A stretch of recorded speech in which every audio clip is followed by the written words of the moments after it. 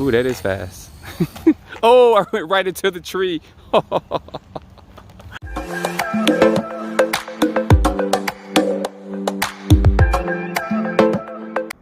All right, guys, we got a couple more things going on the channel. So we got a 48th scale helicopter, the UH-1. I'll put a link below in the description to this. The one good thing about this helicopter, as you guys see, it does have a gyro in it for stabilization when you're flying this. Most helicopters that cost around this price usually don't have a gyro and stuff in it. But you guys can see some of the other features that are going to be with this helicopter too. So opening this up, I did go ahead and take a sneak peek at it too. So of course you're going to get your instruction manual, and for me, I definitely have to read through it to get this set up. But I did, like I said, take a peek at this, and they offer this in a couple of different colors there. You guys see that I do have the yellow one here, and it does come with one battery, but they do have spots for additional batteries. So I didn't know if on the site you can actually get more batteries or not, but wanted to at least show that to you guys. Now you do get a charger, or you do not get a charger for this. This actually charges up on a USB port, but you get a couple of things, some tools and stuff to work with it on there. And popping this up real quick and pulling this out is going to be the helicopter. And this is gonna be the radio. Now this does use, if I recall, like I said, I did go ahead and kind of pre-open this up, so I wanted to kind of familiarize myself with the vehicle. It does require 4 AA's, which I'll install in there in just a bit, but you guys can see the radio here has a lot of your basic functionalities and stuff on there. It also has where you can adjust the speed on it, and that's going to be like for an emergency stop, which I'll probably do as I test fly it and stuff. But looking at the helicopter and some of the detail of, you guys see this here, and I'm curious how this is going to fly, because with that gyro stuff, it ought to be a lot more stable, especially flying it outdoors, because I will be flying this outdoors. A lot of people fly these indoors, but I want to take it outdoors to see how it flies with it. But you guys see it's got some pretty good detail and stuff on this as well. And I believe the battery is going to go, yep, right in there. So that battery is going to plug straight into there. And I think you have to synchronize this up to get this ready. So let me go ahead and get this battery fully charged up, get some AA's in here, and we're going to take this out for a test flight.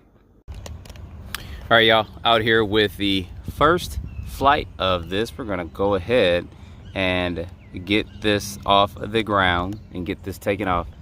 Now there is a takeoff button and stuff for it, and also a landing button, so I'm gonna use some of the functionality for that.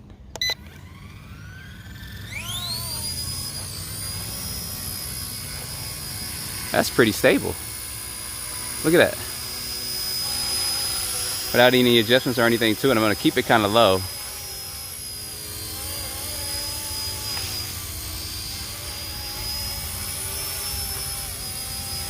Look at that, that's pretty good. Now it does have a couple of different speeds with it too. I won't be doing all 3 of the speeds, but this is on the lowest speed setting here. I have to get used to the controls of it. It's kind of funny. You guys know I'm a car guy, but in the 80s, we had stick radios. Now the wind is a little bit more than what I had anticipated out here.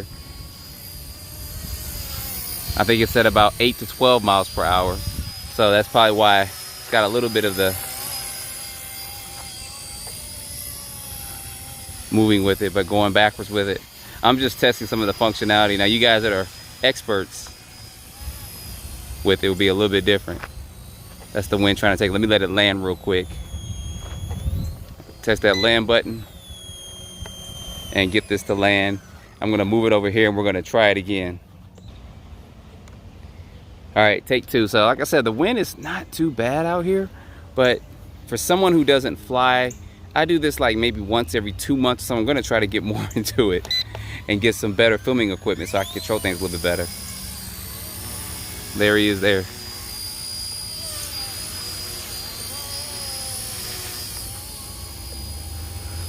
I'm wondering about the distance for it. Flying overhead, about to chop my head off.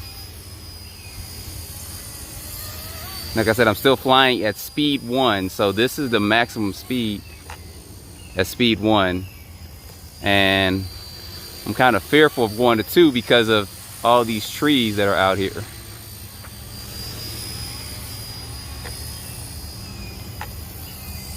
But we're gonna go ahead. We just went to 3. You guys heard that? Ooh, that is fast. Oh, I went right into the tree. Let's see if there was any damage, just the propellers came off. So real quick, hitting that tree, I think they just more or less popped off. I don't think they broke, but it might have just popped off there. There's one piece there. It's an invisible branch somewhere up here that I hit. And here's going to be another piece here. So let's look at this real quick, because I wasn't expecting to hit that. I think they just kind of popped through there, and I can pop those right back on. So give me just a minute to get those popped back on. All right, y'all, so not too much damage to it. I put this back together, but if you guys can see, there's a bearing that goes inside there that I lost. So this is really not gonna fly well. So I'm gonna have to take this back and order another bearing for it. I mean, it literally chopped into that tree branch or whatever. But so far so good. Like I said, I need to find a bigger open area. I was gonna go to the soccer field or the baseball field. There's people over there playing games. You guys know how it is. So anyway, I'll get a bearing put up in here, and I'm gonna take this back out for another flight, probably in the next couple of weeks or so.